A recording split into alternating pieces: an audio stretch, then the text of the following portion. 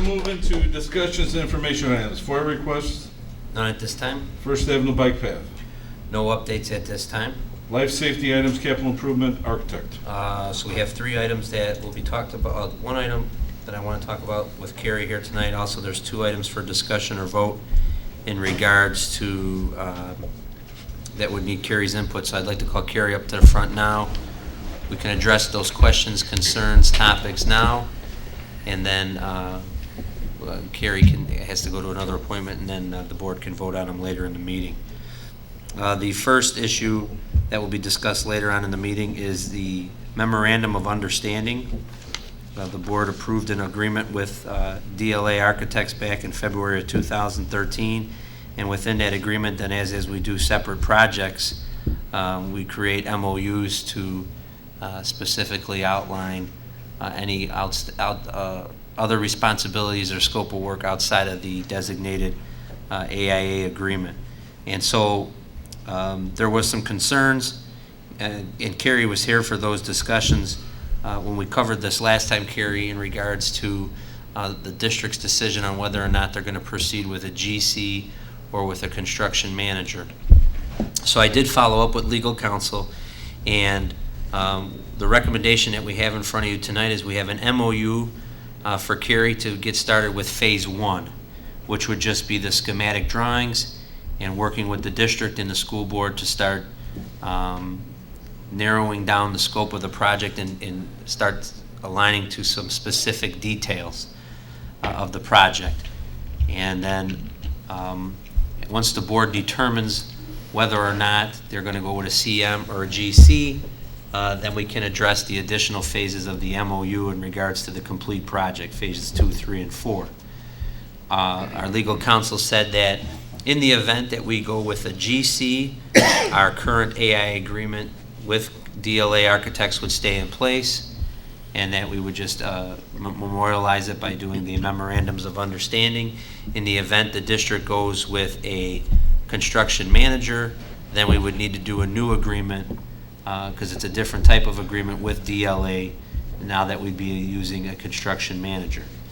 I know Mr. Gritchen had some questions in regards to the possibility of the 9% and some cost implications related to that, so I wanted to provide him an opportunity, Carrie, if he had any questions. No, any questions? Okay. In regards to, so the MOU tonight that you'll vote on is just an MOU for Carrie and DLA firm to just finish up phase 1, which would allow us to start moving forward with the schematic drawings. Am I saying that correctly? That's correct. And is there other phases that other portions that are included in this MOU that you would like to explain further, Carrie? It's just the schematic design phase. Okay. And schematic design for the Board of Education means that's where we start making determinations of whether or not tennis courts are staying on site or going off site, whether or not we're going with a 6-lane track, 7-lane track.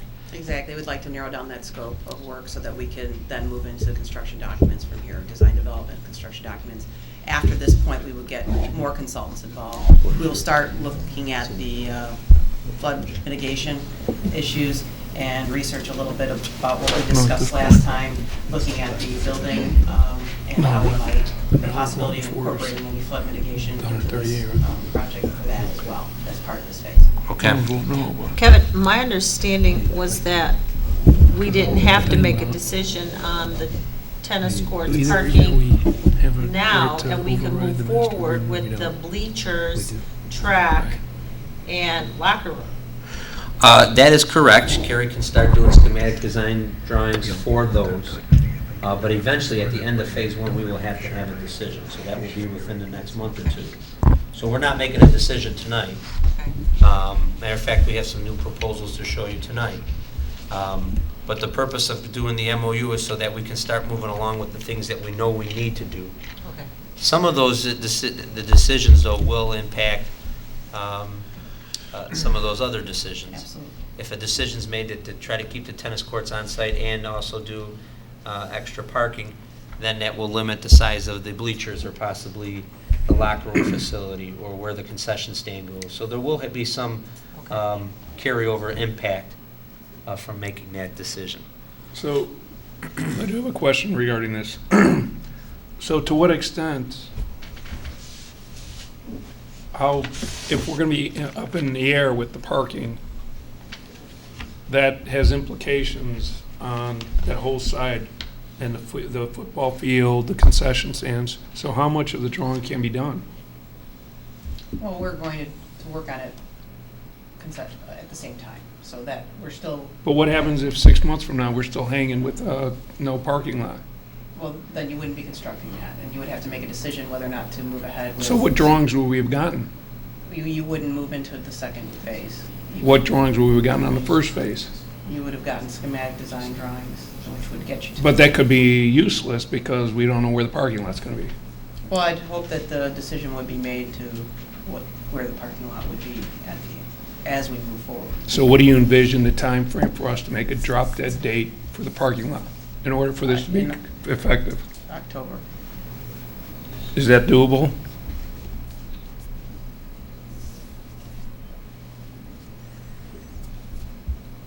Do we have options that we want to discuss? Got more on the agenda tonight. Okay. All right, any other questions for Carrie on this? So the next thing is CM, construction manager, and there was a lot of discussion, and Carrie was present for that on, are the duties of the CM conflicting with the architect, and then how does that impact our agreement, our fees, all those kinds of things. And so that's what I followed up with legal counsel, and I included that email in the board packet where the legal counsel said that we would do a new agreement with the architect that would include the use of a construction manager. So that's why he recommended just memorializing the MOU just for the first phase, which is the schematic design. The recommendation that I bring to the board tonight would be that to allow the facilities committee, which is Dr. Keene, Mr. Walsh, myself, Carrie, Joel, allow to give us the charge over the next 2 to 3 weeks to conduct interviews with construction managers. The RFP was posted in both of the papers already, and the RFPs are due September 11th. And so we started that process because we are on a limited timeline, and we want to make sure that if the board decided to go to construction manager, we didn't have to then wait 10 days to post it and then do the interview process. So we posted it ahead of time, and if the board decides we don't want to go with it, that's fine. What I'm recommending tonight is we'll receive the RFQs from construction managers that wish to submit. We'll set up an interview time for the facilities committee to meet the different construction managers, ask questions, and put together a recommendation to the board, and that we try to bring that to the board for a vote on the first meeting in October. So that would give us a good 3 to 4 weeks to vet construction managers and then bring the board a recommendation of whether we go with a construction manager or GC, and a recommendation of which construction manager. Does anybody have questions or concerns with that recommendation? Well, let me just go back to, because I wanted to hear the rest of it before. I mean, I can understand why Gary has some reservations, because the agreement we agreed to had a breakdown, and you said 9%. You said we're just going to do drawings, but part of this preparing the drawings is also finding out about the permitting requirements and the other requirements as far as what we would need to do for drainage purposes and all that. So I want to make sure that it's clear we're getting all those services, even though we're saying it's for the drawings there because they're listed on there. The second thing is, you know, you're taking a bit of a risk, because if we keep making you redo drawings, you have to keep redoing the drawings, and your fees, whatever your fee's going to be. But we relied on you both to tell us that your fee is in line with the market and the estimate of the cost. The problem is, if the cost, instead of being $6.5 million or $7.5 million, your fee is based on a percentage, and if you're wrong, then we got to figure out what to do. So at least that's my perception of part of the reservation. But the flip side of it is, if we decide not to go through with it, I recall the agreement says then we pay you on an hourly basis for what you completed, and if we have to cancel, we cancel it. presumably that won't get above $138,000. Right. So, I mean, we're taking maybe a slight risk of hiring you to do it, but the work needs to be done. We all feel, I think something's going to be done here. And I mean, one other thing is, on both sides, we hope we don't have to just keep redoing drawings, because it takes time and costs money to do that, right? Absolutely, and I understand your concerns. The reason we're on this schedule is so that we could align with the best bidding climate, and that was the goal. Okay. And if you wanted to push back construction to a following year, that's the other option. But as talking with your administration, I believe that the goal was to align for construction this spring. Are there any other questions in regard with the CM? Is the board okay with the facilities committee and Carrie and Joel and I? I think it's a good idea. Yeah. Can I qualify to either be the committee or a subset of the people on the committee? I would think we're okay with the committee because it's personnel decision, correct? Oh, okay. So we wouldn't have to be, We'll have to verify. I'll verify that with legal if that's the case, and Matt will sub in for John or you, Okay. whoever you decide. Okay. I think it's good. I think that we need to vet it out. I think we got good people either way. Even if I'm on or John's on, I think we got good enough people that will ask the questions and make that. Carrie, I know you've been a part of these CM interviews before. Can you provide maybe a list of 8 to 10 questions the board would want? Or 6 to 8 questions? I know we want to keep that within an hour Yep. for each. Mhm. And then what I'd like to do is, as soon as you can get that to me, I'll send them out to the board, so that then the board, if they have any other questions that they want the committee to ask the Sure. CMs, we can get that done in that vetting process. Everybody okay with that? Yeah. Good. All right, then you had one more other thing, or is? Yes, Mary Ann, can you please pull up the PDFs, please? Okay, so, based on our discussion, can you blow that up as big as we can, David? So that fits, or if we need to... No, that's okay. That's good right We there. just want to highlight the one side. Okay, so the board had asked us to look into the opportunities of keeping the tennis courts on site and still addressing parking on site. Based on our discussions with the Forest Preserve, we still think that there is going to be the need to add the additional parking. So these are 2 options that Carrie did for conceptual drawings for us, to just get some ideas in front of the board. This is with 6 tennis courts on site, and then roughly something of with 60 or 66 spots. This to me does not seem as clean as the second drawing. Mary Ann, if you can click on the second drawing. Where are the new spots? Right above North the of the courts. tennis courts. Tennis courts? Yes. They So, moved the tennis courts down to the green space. oh, I see, okay. All right, So that's 6 tennis courts and then 66, and then Mary Ann, I want to show option 2, which looks a lot cleaner. So this would be moving the tennis courts closer to Hollywood. There is some additional room between Hollywood and the Hollywood School and the tennis courts on our practice field. This still would provide for about 70 to 75 parking spaces. Now, we currently have 6 tennis courts. There's not enough room to do 6 tennis courts and slide them back. As you can see, we bump into that second auxiliary building, which right now is a potential concession stand in the back of the football bleachers.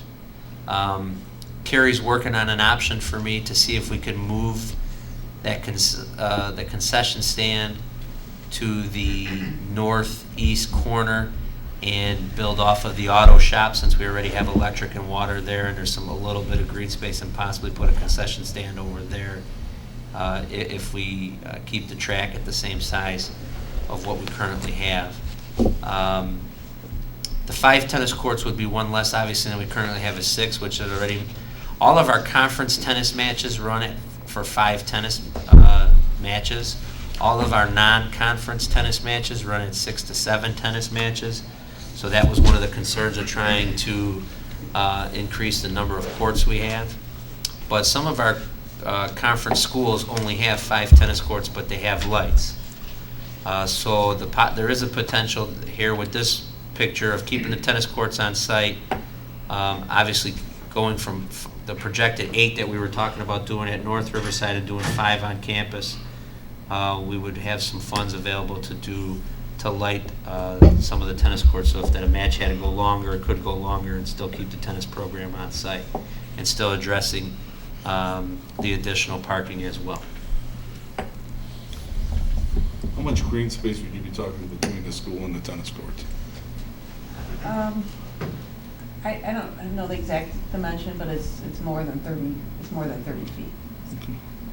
And then the, Drawing, though. on the, That's just a conceptual Yeah, I drawing. mean, yeah. that could change Sure, it could, but in the, either direction. fitting the IHSA standard tennis courts into that space Okay. and roughly, with that parking lot layout, yes, it might change. So on Like- Hollywood Avenue, on that side of the tennis courts would be the same as we had before, that you wouldn't be able, it'd be buffered from, in the fence, there'd be screening there to not allow people to come in. And then around the parking lot, you would have landscape buffering? Landscape screening. Mhm. Screening, okay. And those are required, by the municipality. So we would be complying with that. Carrie, one of the concerns that might come up would be, is there a way to light the parking lot and tennis courts so that there's no bleed over lighting onto Hollywood Avenue? Absolutely. Okay, any questions from the board on these two drawings? If we can move the concession stand to avail itself to the water and electric with the auto shop, would that allow us space for 6 courts? It would not, just due to the fact that the bleacher structure would be in the way. But could the bleacher structure move since we're considering a new one? It could, but it would be completely off-center of the field. The Which would midpoint be- of the bleachers needs to be on the 50-yard line. It can't be skewed like this. It has to be. Well, I think that's, yeah. We had talked about changing the tennis courts to go east and west, and you could fit 6 courts in there by turning them, like flipping the rectangle that they're in.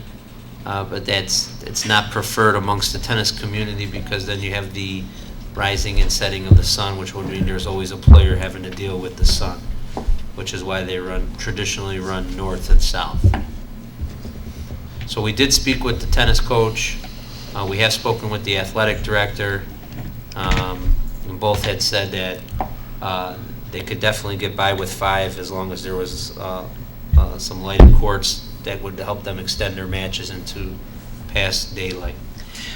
So is it clear when we had one of the students ask for the courts to be on site that they would accept 5 courts? Well, I think this kind of brings up to Gary's attention a little bit. At some point in time, this board is what was elected to make some decisions. So at some point, we're going to have to say, do we want 5? And keep tennis courts on site?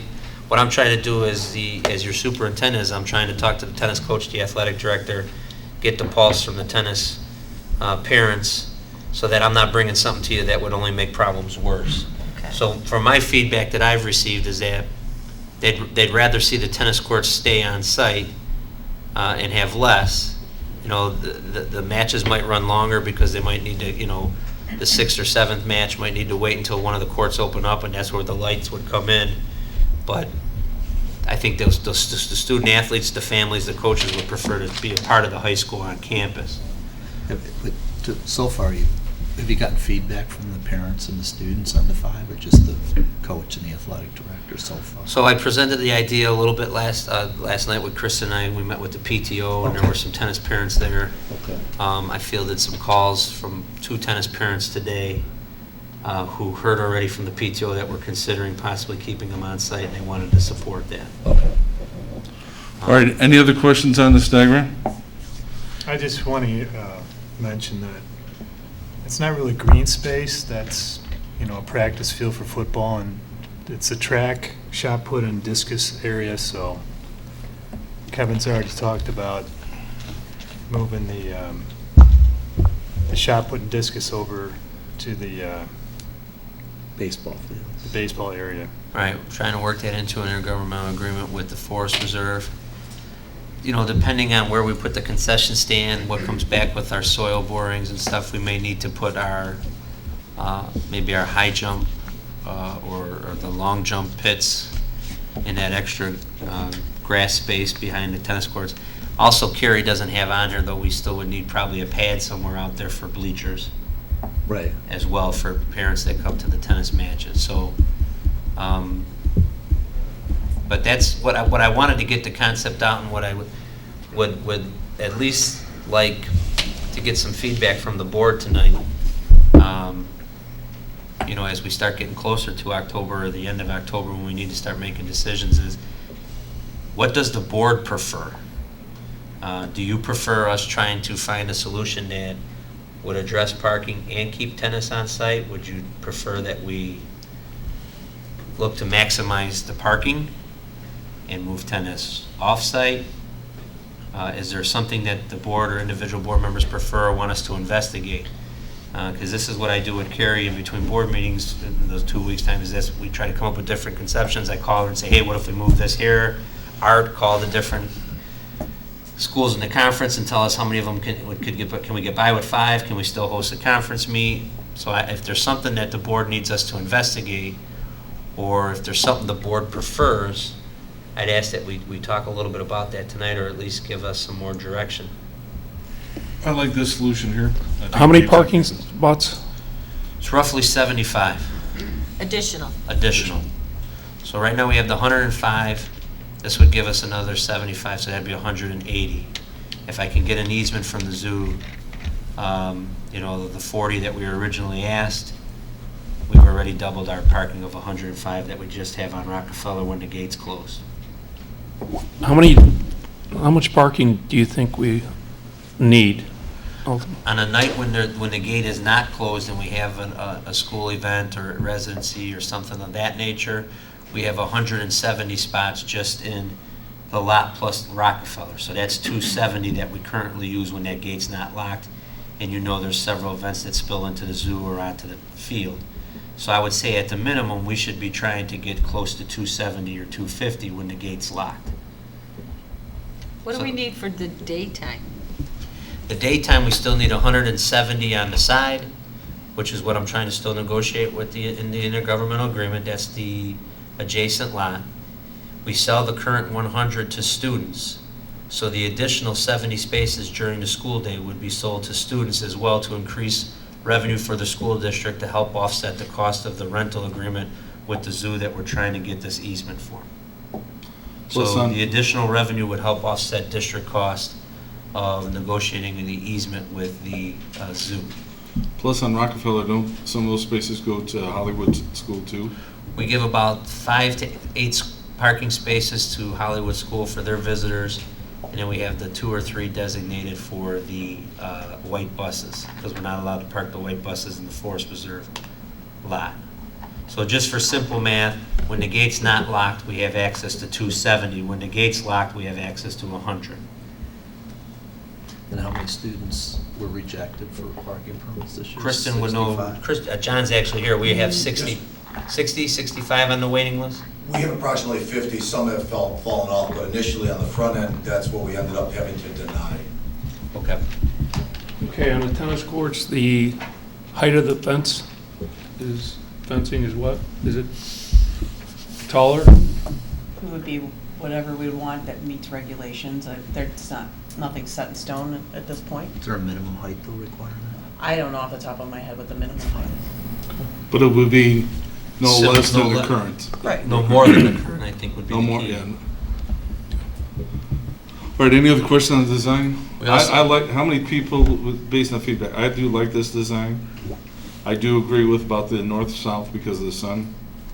In fact, I had a discussion this weekend about why Oak Park High School's football field is bad, because it runs east-west and doesn't run north and south, so. Carrie, I think you did a lot of good work here, and I think, and Kevin, what you're bringing to the board and to the community is that we are going to have to make some concessions in every area, in the tennis, and the parking, and green area, or track practice, amount of lanes. The fact is, we are landlocked, and we cannot have it all. So and in this particular image, there may be another image, you've taken a little bit from everybody, kind of, so that everybody fits. Or gave a little bit to. You're right, How much way you look at it. right. Any other comments on the design? Well, the only thing I would say is there is some more analysis you have to do of whether we use best utilization and, for instance, if we go with the tennis courts and slide them down, we know we don't want to put parking right adjacent to the grammar school, but if we slide it down and how you fit the spots and everything, or where you do the concession, whether you can put stuff under the bleachers or not, you still haven't done enough analysis to see if there's a more efficient and better use of the space, right? So you're still going to tweak that as we go along, right? We are definitely going to tweak this drawing. This is part of this process that we will be going through. However, we have done studies underneath the bleachers to illustrate that it is not usable space. Okay. Okay, anybody else? Yeah, does that design automatically limit any modifications for track? This design? Yeah. No. Okay. I think Or that's the modifications he's questioned, though, we have a lot of track parents that have asked to try to increase the lanes of the track, Okay. to increase participation or the number of events that participants that can run in events at our meets.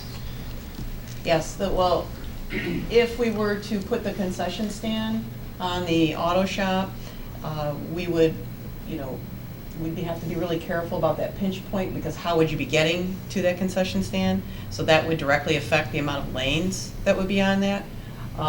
Again, we're waiting on the soil boring reports to figure out what we're doing as far as the base of that track, and so that will definitely weigh in. Again, anything around the perimeter of it on the south end as well, and that fence conflict. So that specifically, the parking and the tennis courts on that, obviously you are eliminating more green space by doing this, which I don't necessarily think is a bad thing, but it is making very tight, to your point. Thanks. That's a laser carrier. So the point is that any decision that we make, yes, they're all interrelated and will have to be contemplated so that we understand the ramifications of each. Carrie, there's a little black button in the back of that laser on the bottom. Is it working? If not, do you have to push the USB No, I on? have it. Okay. So the question, and one of the questions that come up, and I think what's causing a little sticker shock, is that they see the price of a 7-lane track, and I told you to put the worst-case scenario down. Correct. So one of the questions that's been asked is, okay, so when the soil borings come back, the soil borings come back that the base is bad, and we have to redo the whole track, what does that incorporate? It would be replacing the track in the same location that it is. We're not moving it, because if we were to move it, we'd have to relocate the field, because that's all locked in with the curbing that's there, and we're trying to avoid spending any more money associated with that, because we're using existing drainage and existing curbing, and you're just replacing the carpet. The improvements, the flood mitigation improvements that we are attempting to make are unrelated to what's underneath there, as we discussed last time I was at the board meeting.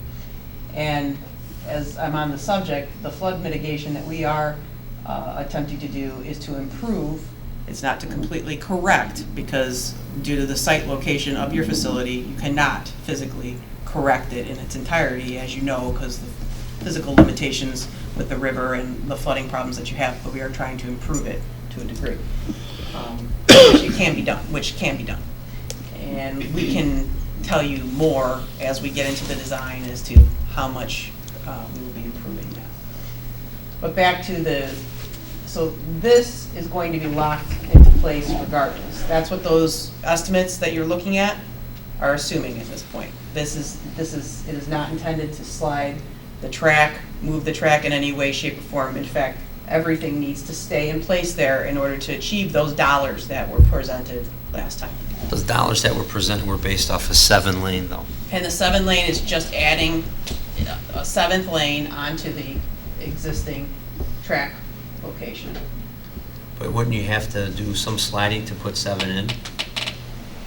You don't have to slide anything to put 7 in.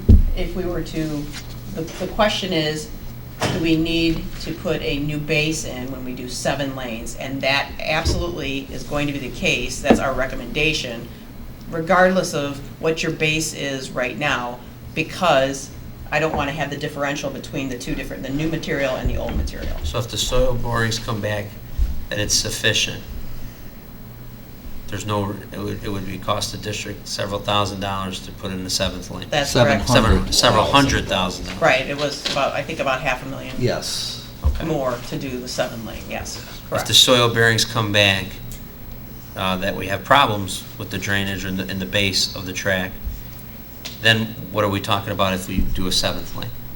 It's about 100,000. Right, it's a little bit more closer to the dollar amount, but it's still expensive, correct. So eventually, we're going to need to get, once we get those soil borings back, we'll be able to report back to the board, and then they'll have to make a decision, That's correct. 6 or 7, Mm-hmm. correct? Yes, And from those soil borings, they'll tell us in the ballpark where we need to be at. Will that hone down that estimate a little bit more in the ballpark instead of yes, just outside? Okay. yes.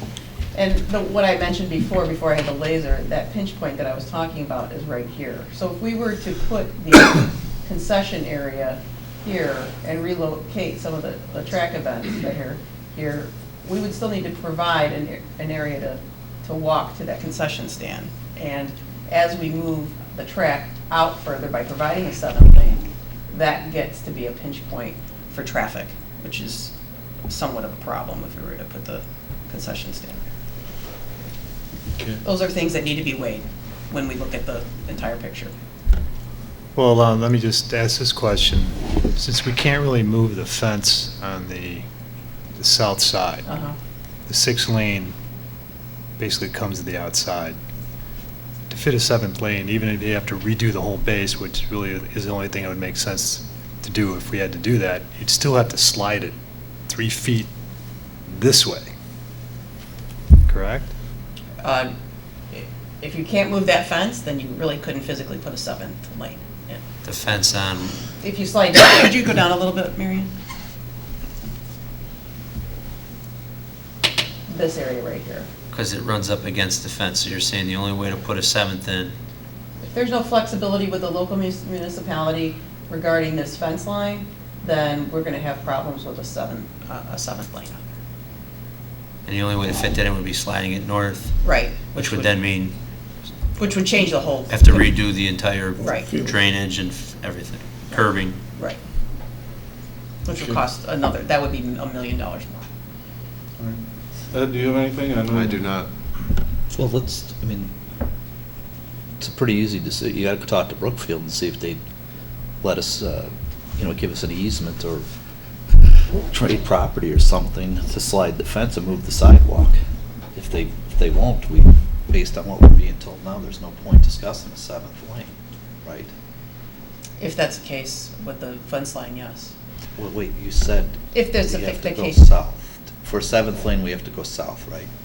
you have to move it out south, yes. So And there's a I'm saying- sidewalk right next to it, right? So Tim's comment was if Brookfield comes back to me and says we can't give you any kind of easement, it's pretty much made the decision for the board Right, that based we, on what you're Financially. saying right there. Yeah. Financially, yes. I'm not making that decision. I'm just giving you the information for you to make the decision. Okay. and is it the board's, am I to understand then that the board prefers that we continue to look hard at making sure all this would work with keeping tennis on site with parking? Yes. I would say so, yes. I'd say so. Yeah. Everybody agree? Yep. Yeah. Okay. Go ahead, keep on. Good job, Carrie, on this, good job. Okay. Does anybody have any other questions for Carrie before she leaves? And Carrie, let me just state the fact that we did before. Any construction, putting a parking lot in, moving the tennis courts, would have to be approved by MWRD, which would look at sewer, rainwater runoff and everything to make sure it wasn't going to, they would not approve it, it was gonna harm the surrounding area. Correct. Okay, thank you. Correct. All right, thank you very much. Do you have anything more with Carrie, or? Carrie, just so since I know we discussed the CM thing and we're gonna vet the CM, those bids that you put in the proposals are on Yes. 7th lane, so that's Cost worst estimate. case scenario over at 7th lane. But also, one of the ideas of trying to get a CM involved as soon as possible then is to go and take those, to have them do their own set of bids to see how far off you are, whether you're high, low, what we did not consider, what we over-considered, those kind of things, right? To help, as the board starts making those decisions, to start aligning them more to true cost, correct? That would give you a third-party verification of any costs that I've submitted to date, what the difference is between the CM estimate and my estimate is I'm on historical data that's in our office from the projects that we've done to date. What they would do is actually put that out to contractors to get bids numbers from contractors who do this type of work. Of course, that's just an estimate at this time because there are not complete specifications and drawings done, but they are a little bit of estimating themselves at that, but there are contractors doing that portion. Okay. Any other questions for Carrie? Carrie, again, thank you very much. Safe driving wherever you're going, so. Thanks, Kate. Thanks.